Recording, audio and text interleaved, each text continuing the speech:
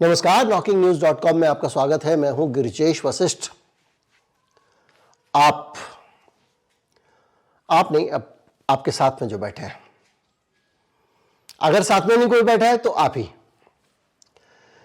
ये जो अडानी साहब डूबने जा रहे हैं, गिरफ्तार होने जा रहे हैं, और ये पूरा जो खेल है, इसके सबसे बड़े शिकार अगर कोई बनने वाला है तो आप बनने वाले हैं। ये चूना लग रहा है तो आपके पैसों को लग रहा है। और जिस आदमी ने भारत में 2000 करोड़ रुपए की रिश्वत ली है, जिसने भी ली है, ये जो पूरा सबसे ज्यादा सोचने की बात तो एक ही है कि हम तो ना खाऊंगा ना खाने दूंगा वाले देश में जी रहे हैं। उस देश में 2000 करोड़ रुपए की रिश्वत प्रोजेक्ट के लिए किसी सरकारी आदमी को दी गई है। बड़ा सवाल तो यही है कि वो 2000 करोड़ रुपए किस सरकारी आदमी को अडानी जी ने दिए। ये अपने आप में बड़ा सवाल है, लेकिन इससे भी बड़ा सवाल है कि 2000 करोड़ रुपए जो दिए हैं वो कहां से आए हैं, वो किसके पैसे हैं, किन पैसों से अडानी बढ़ रहा है। ये ठीक वैसा मामला नहीं है कि हमने तो टैक्स दे दिया, अगर हमारे टैक्स में चुराएं या कुछ काम करें, ठीक है हमारे पैसे, लेकिन फिर भी सीधे इंपैक्ट नहीं पड़ रहा है। लेकिन आपके साथ जो होने वाला है, आपकी जो पुश्तों की बचत है, सालों से आपने जोड़ रखा था ना, वो कैसे आपके हाथ से जा रहा है, ये आज मैं आपको बताने वाला हूं। और ये वीडियो आपको शेयर मार्केट की इस कड़वी हरकत के बारे में, हकीकत के बारे में अवगत कराएगा। कहीं मत जाइए, चैनल को सब्सक्राइब कर लीजिए, मैं अभी हाजिर होता हूं।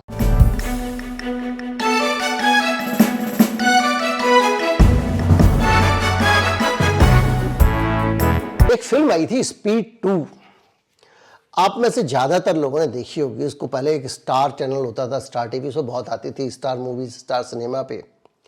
और अब भी लोग गाए बगाए उसको कहीं ना कहीं इंटरनेट पे देख लेते हैं। बड़ी बढ़िया फिल्म थी। उस फिल्म में क्या होता है कि एक आदमी है जो बम से बहुत मोहब्बत करता है और कहता है बम की सार्थकता ही फटने में। वो एक बस के अंदर बम लगा देता है, और इस तरह का बम होता है कि अगर आप बस को रोकोगे तो फट जाएगा। अगर आपने उस बस को रोकने की कोशिश की तो सारे मारे जाओगे। बस की रफ्तार एक खास रफ्तार से कम नहीं होनी चाहिए।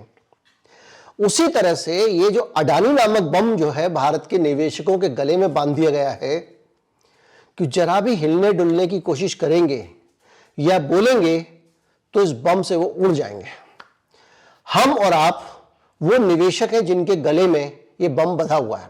मैं तो शेयर मार्केट में पैसा लगाता नहीं हूं। मैंने एक दोस्त की राय के आधार पे 9000 रुपए लगाए थे, जो अभी बीच में 11,000 हो गए थे, वापस 8-9 ही हो गए हैं। वो मुझे परवाह भी नहीं है, वो जीरो भी हो जाए या कम भी हो जाए। लेकिन एक चीज जान लीजिए, ये जो पैसा है ये आपका पैसा है। अब कैसे पैसा है, इस पैसे को समझने के लिए भारत में आपको निवेश का पैटर्न देखना पड़ेगा। जब से हिंडनबर्ग कांड हुआ है, तब से भारत में विदेशी कंपनियों ने पैसा लगाना कम कर दिया है। विदेशी कंपनियां मतलब ऐसी विदेशी कंपनियां जो विदेश के म्यूचुअल फंड हैं, जो विदेश के अलग अलग प्रकार के निवेशक हैं, जो भारत के शेयर बाजार में कंपनियों की हिस्सेदारी खरीदते थे, शेयर खरीदते थे और उससे पैसा कमाते थे। अब उनको समझ में आ गया है कि यहां सब कुछ गोलमाल है, तो वो धीरे धीरे यहां से निकल के जा रहे हैं। कोई बताता है कि वहां ब्याज बढ़ गया अमेरिका में, इसलिए फिर तो जब कुछ होता है तो सब लोग अपने अपना अनुमान लगाते हैं, इसके कारण जा रहे हैं। लेकिन उसके बावजूद शेयर मार्केट नहीं गिर रहा है। तो जो शेयर मार्केट नहीं गिर रहा है उसका एक सबसे बड़ा कारण है कि हमारे आपके जैसे लोग, जिसके पास 50,000 की बचत है, जिसके पास 25,000 की बचत है, जिसके पास 1 लाख की बचत है, जिसको लगता है महीने में मैं 300 रुपए बचा सकता हूं और मैं एक SIP खरीद लेता हूं, खूब टीवी में प्रचार आ रहा है, सारी कंपनियां आपको बेच रही हैं और आपको मोटे मोटे रिटर्न का भुलावा दिया जाता है। तो लोगों ने क्या किया, अपनी सारी कमाई, लॉकडाउन के टाइम पे लोगों के पास कोई काम धंधा नहीं था, तो सोचा कुछ पैसे यहीं लगा के देख लेते हैं। तो जैसे जैसे जो विदेशी निवेशक, आप एक चार्ट देखिए जो मैं लगा रहा हूं, यहां से जाते गए, वैसे वैसे जो हम गरीब गुरबे हिंदुस्तान के लोग जो कभी शेयर बाजार में पैसा नहीं लगाते थे, वो पैसे लगाते चले गए। भारत में 2020 में कुल 4 करोड़ डीमैट अकाउंट थे। डीमैट अकाउंट खोलना पड़ता है मार्केट में ट्रेड करने के लिए, और 2024 आते आते ये 4 करोड़ 15 करोड़ में बदल गए, 154 मिलियन हो गए। यानी 154 मतलब 15.4 करोड़, तो करीब करीब 4 गुना हो गए। तो जो पहले एक आदमी जो पैसा शेयर बाजार में लगाता था वो 4 आदमी लगाने लगे। तो धीरे धीरे आप देखते हैं कि जो विदेशी निवेशक हैं उनका पैसा भारत में लगाना कम होता जा रहा है। मैं चार्ट लगा रहा हूं, और जो भारतीय निवेश है, जो डोमेस्टिक इंस्टीट्यूशनल इन्वेस्टर्स हैं, वो बढ़ता जा रहा है। तो ये जो लोग पैसा लगा रहे हैं इनमें कौन कौन लोग हैं? वो लोग नहीं है जो सारे सीधे ट्रेड करते हैं शेयर मार्केट में। वो लोग हैं जिन्होंने म्यूचुअल फंड खरीद लिया, जिन्होंने सिप खरीद लिया। तो जब आपने सिप खरीदा या आपने म्यूचुअल फंड खरीदा तो किस कंपनी का खरीदा? ए कंपनी का, बी कंपनी का, सी कंपनी का, डी कंपनी का। ये सारी कंपनियां कहां कारोबार करती हैं? हिंदुस्तान में करती हैं। आप क्या करते हो? उन कंपनियों को पैसे देते हो और ये कहते हैं कि हमने यहां पे एक्सपर्ट बिठाए हुए प्रोफेशनल्स, जहां से ज्यादा फायदा दिखेगा वहां आपका पैसा इन्वेस्ट करेंगे। लेकिन हिंदुस्तान में जो तस्वीर नजर आती है वो ये नजर आती है कि आपने और मैंने जो पैसा उनको दिया है उस पैसे को वो ज्यादा से ज्यादा ऐसे लोगों पे लगा रहे हैं, जो तस्वीर दिखाई दे रही है, जिनसे फायदा जिस सरकार चाहेगी वहां लग रहा है। यानी जिन जगहों पे सरकार प्रेरित करना चाहती है, जिन पे सरकार के वेस्टेड इंटरेस्ट दिखाई देते हैं, उनमें पैसा ज्यादा जा रहा है, जैसे कि अडानी और अंबानी। अगर आप अडानी पे जाएं, बल्कि अंबानी का नाम भी अब छोटा लगता है, तो हालत यह है कि अडानी के ऊपर बहुत सारे आरोप इस तरह के लगे हैं कि जब हिंडनबर्ग का पूरा खुलासा हुआ था जबरदस्त, तो भी एलआईसी ने अडानी के शेयर नहीं बेचे थे। पूरी दुनिया के एफआईआई अडानी के शेयर निकालकर वापस चले गए थे कि भैया रखो, और हमारा एलआईसी पैसे नहीं निकाल रहा था। स्टेट बैंक ऑफ इंडिया में जो अडानी जी ने अपने शेयर गिरवी रखे हुए थे, वो जितने पैसे में गिरवी रखे थे उससे भी कम उनकी कीमत हो गई थी। तो एसबीआई ने उनसे कहा कि भाई जितना घट गया है उतने शेयर और दे दो, बस छोड़ दिया। इसके अलावा जैसे ही कोई नया खुलासा होता है, ये रिकॉर्ड है, चाहे वो माधवीपुरी बुर्ज का खुलासा हो या कोई और खुलासा हो, जहां पे अडानी के लड़खड़ाने की नौबत आती है और लगता है कि हिंडनबर्ग का असर होने वाला है। हिंडनबर्ग का असर नए खुलासों में इसलिए भी नहीं हुआ कि जितना विदेशी लोग बिकवाली करते थे, उतना ही आपके और मेरे पैसे से ये देसी कंपनी अडानी के शेयर खरीद लेती थी।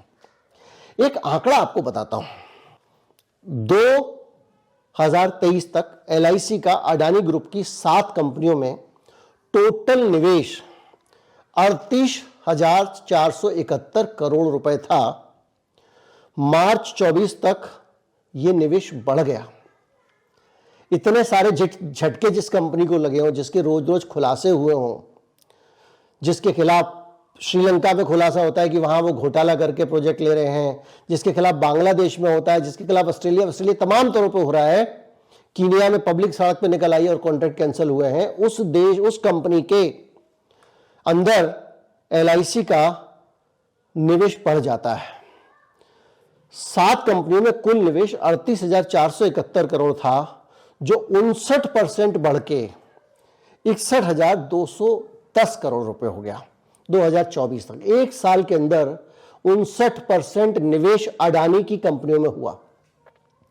जैसे जैसे अडानी का खुलासा होता है, अडानी एक्सपोज होता है, मेरे और आपके पैसे, ये जो हिंदुस्तान की म्यूचुअल फंड कंपनियां हैं, ये अडानी को दे देती हैं कि अडानी का शेयर नहीं करने देना है।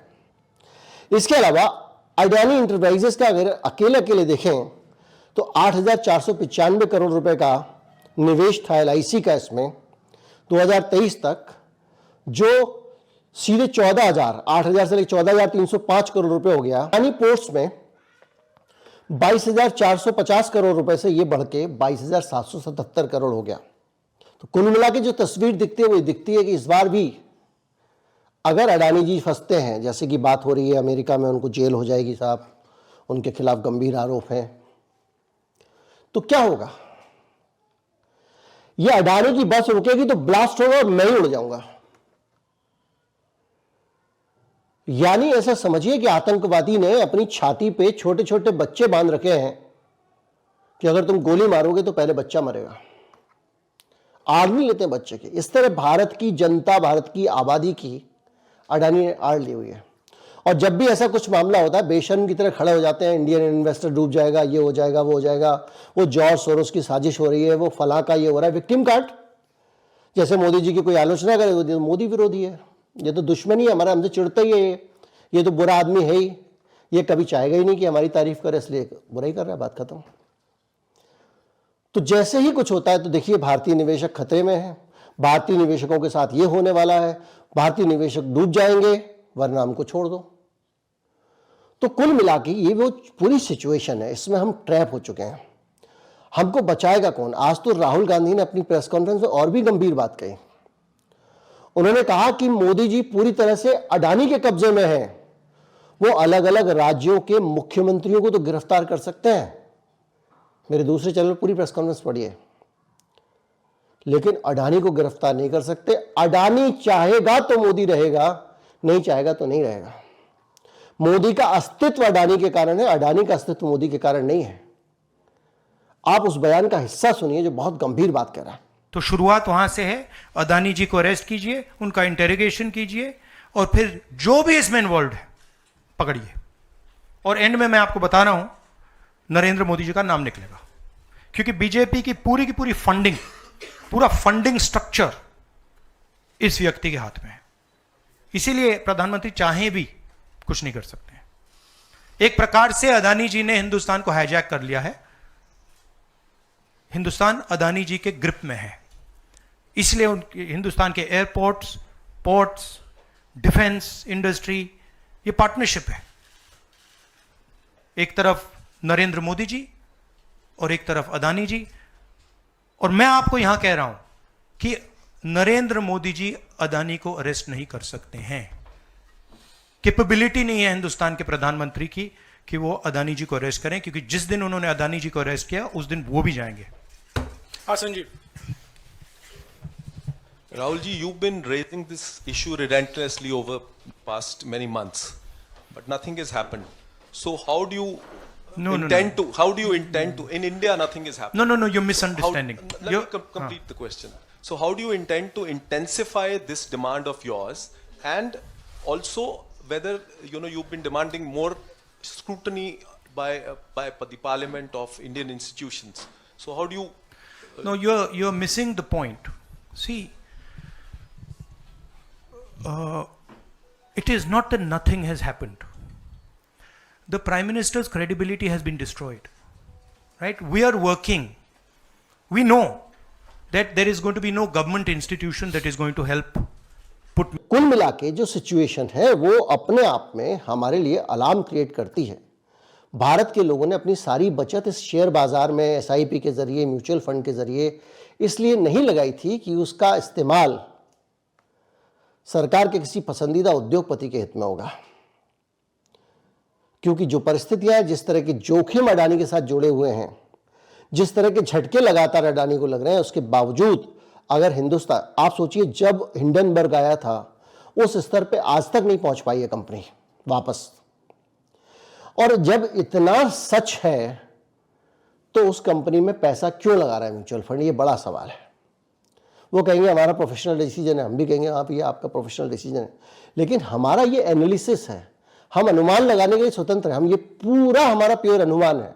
हम ये नहीं कह रहे हैं कि जो है वो ऐसा सोच के ही कर रहे हो सकता है उनके दिमाग में कुछ और हो सकता है उनको लगता हो कि भाई यही आदमी है जो नैया खेवनहार है, हो सकता है उनको लगता हो सरकार का प्रोटेक्शन इसका कुछ नहीं बिगड़ने वाला, लगाए रहो, जो भी हो, लेकिन पैसा दांव पर अगर लगा है तो आपका लगा है। अगर आपके कोई बगल वाला है तो उसका लगा है, और वो नहीं है तो वो भी आपका लगा है। उम्मीद करता हूं कि आप बहुत सरल तरीके से इसको समझ गए होंगे। नमस्कार, जय हिंद।